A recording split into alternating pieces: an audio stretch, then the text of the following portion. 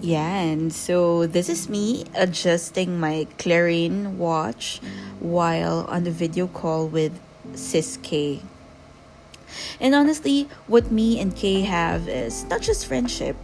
We don't even say friends kami because it's not like that. It's deeper. It's something more. And I really appreciate her for being there. Tingnan mo, nangaasar lang yan na parang, oh my God. Kasi yung lolo ko, relohero. So, sabi niya, your lolo would be so proud of you. Kasi nga, inaayos ko yung relo ko.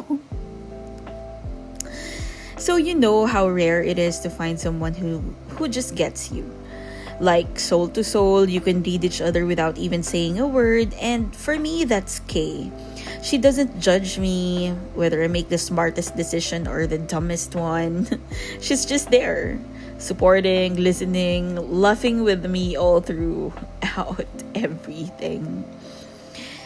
Alam nyo, that's very rare what we have. We don't find people like that every day. So when you do, hold on to them. You keep them, you protect them, because in life, so many people will come and go. You will outgrow some, you will lose some, and that's normal. But the ones who stay are everything.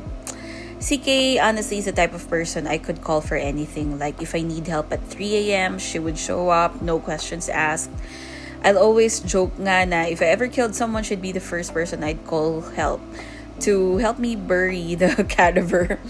And she would probably complain while digging, pero she would still do it. And that's loyalty. But here's the funny part. Alam nyo ba, she is super duper madaldal. She does all the talking for me, like I don't even have to say much. All I have to do is react, laugh, nod, add a side comment, and boom, that's the whole conversation flowing. And honestly, I love it because it balances me out. I don't need to be on all the time. She just fills the space. And you know, not everyone is comfortable being on social media. So, kailangan ko siya takpan kasi I'm not sure. Hindi ako naghingi ng paalam for this. And I respect that. That's another thing I've learned. Respecting people's boundaries, even those who are the closest to me. So if there's one thing I can tell you from this, it's this. Find your people. Find that one or two souls who really see you, who don't judge you, who let you be yourself, whether you're your best self, your messy self, your I don't know what I'm doing self. Those are the people worth keeping. Everyone else, you can outgrow them, but you hold on to the people that make your life so much richer, funnier, and happier. And I really hope that everyone watching this finds their own version of Kay. Someone who feels like home and chaos at the same time. Someone who makes you laugh, calls you out, supports you, and would, without a doubt, bury a cadaver for you. That's love. So eto, I received some gifts from Beautiful Earth. I like this because alam nyo, ang ano to alahas to. Sabihin ko na bago ko pa buksan. Kasi ang tagal bago ko siya mabuksan. Ang hirap buksan ng box mag-isa kapag ikaw din yung nag-film sa kabilang kamay. So anyway, ayun nga, sabi ko, di kong buksan. Yung alahas na to is pwede mo siyang basain. It guarantees that it will not tarnish daw. So, I guess I'll have to test that. Pero cute siya. Nag-select ako ng cute one. So, these are 12 pieces. I feel like papamigay ko nga yung iba. For sure.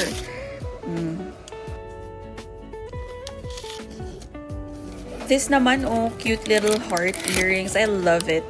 It's so minimalist and parang ganito na nga sa direction that I'm going now. Look at it.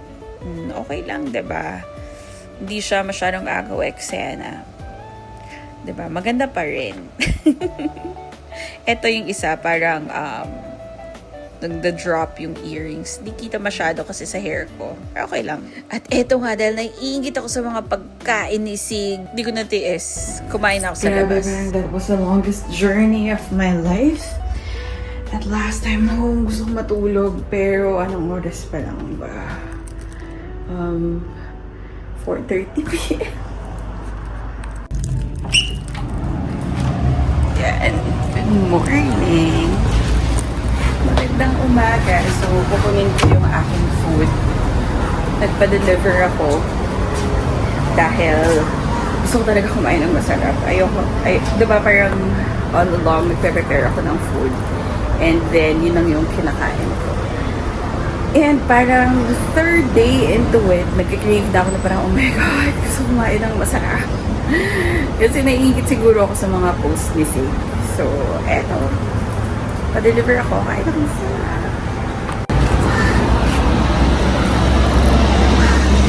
So, sabi dito, ayan, andyan na siya. Ito bahay ko. Ayan pala.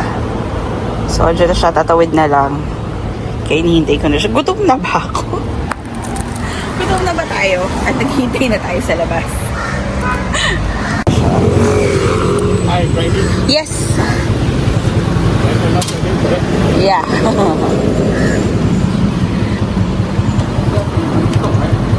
Yes, correct. Yeah. Thank you so much!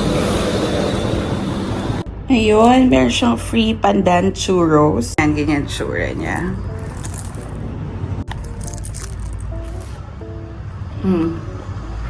Nilaglag na naman sa dibdib ko.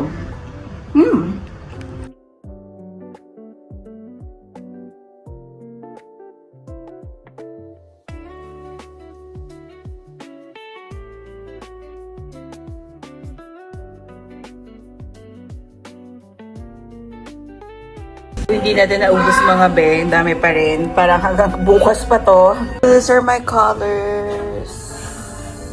Dito kasama panty to. Yan, ang aking colors. Lalaban ko siya today. Hi! We're getting ready to sleep. And, ayan, chika-chika lang tayo para may pampuno ako sa 10 minutes ko sa vlog. And this is my... Nalimutan ko yung tawag dito. This is my Medicube HR Booster Pro. So, ito siya. I think nilagyan niya siya. So, yan. HR Booster Pro. So, marami siyang settings. Pero, ang gagamitin kong setting today is yung air shot mode, which is applicable siya. Pwede mo siyang i-apply sa dry skin. Hindi mo kailangan ng kahit na anong serum.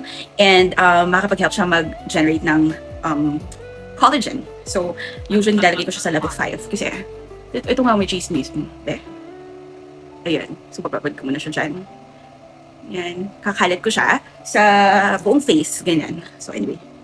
Simulan natin sa dito. Ayan. Diba? So, hindi ako sanay talaga ng ini-slide siya ng walang serum. So, ganyan-ganyan lang ako. Okay. Ayan. So, ano ba pag-usapan natin? Okay. Init, no? Tapos ako, init nowadays ng weather. Yeah. So, ang routine namin ni Sig is nagagwasha din kami ng face. Ako nagagwasha ako while my face is wet sa shower. Kasi, hindi ako makapagwasha ng may serum. Parang feeling ko, too sticky para igwasha. So, hindi ako makagamit ng oil sa face. Kasi, mag-pimple agad ako kasi acne prone tayo eh. Ganyan. So, anyway, gusto kong pag-usapan siguro is, you know, outgrowing people. Because I've noticed that I have established boundaries na in my life.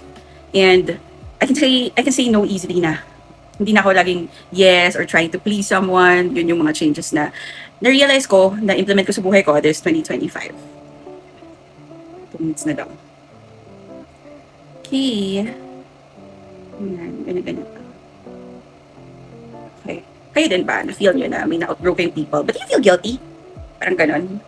So, you really outgrow people as we evolve. You don't have to feel guilty about it. I think it's normal to outgrow certain friendships or relationships or even connections that we thought would last forever, diba? And that's okay. Not everyone is meant to stay in every chapter of our lives. Some people are just here for a season, you know, to teach us a lesson, right? Ayun. So, ang dami kong na-meet actually na parang na-outgrow ko na agad. Dati it takes me years bago ko ma-realize yung part na yun. Like, yung sa ex ko is like 10 years, gano'n. Tapos yung sa friends, medyo matagal-tagal din. Hindi ko na-realize yun. Actually, wala na ako na friend na outgrow or nakasama ng loob. Para kusa na lang na hindi na nag-in touch. Konti na lang talaga yung nasa circle ko pa. Ayun. Ay. Kaya yan. 5 minutes to. Sakto po. Ilang minutes na ba? 3 minutes 41 seconds na. So, itatapat ko na siya dyan. Sa may, ano ko dyan. Dito. Sa 11 lines. Para hanggang matapos. Nakaduling pala. Ayun. So, anyway. Ay, pek. Tsaka dito. Sa blemish. This year, one of my biggest lessons has been about setting boundaries. And let me tell you, it is the most freeing, most empowering thing ever. Boundaries don't just, push people away. They protect the love, energy, and the joy that you already carry. So, hanggang ngayon, patuloy ko pa rin siyang natututunan. Kasi usually, right, I give my best sa lahat ng people sa buhay ko. And when you notice, tip lang to, when you notice that a person is not giving 100%, so let's say 100% ikaw nagbibigay, tapos napansin mo, ay parang 50% na lang siya. Ang tendency ko is mag-overcompensate for that 50%. Tapos na siya. For that 50%, so I'm gonna give 150%, ganon. And pag nag-overcompensate akong ganon, nadadrain na ako. And I wouldn't have enough or overflowing energy to give to people who deserves it. Diba? Kasi there will be times na okay lang yun. Like for example, sa relationship, sa marriage, yes. But if it's consistently like that, I think you have to rethink it. And that's what happened to me dun sa previous marriage ko nga. Oh, lesson yan, girl, ha? So, eto lang. Don't be afraid to outgrow people. That's not a loss, that's expansion. At the end of the day, you're not meant to shrink yourself to make others comfortable. You are meant to grow, shine, and attract the people who align with your growth. Riley and Big Red.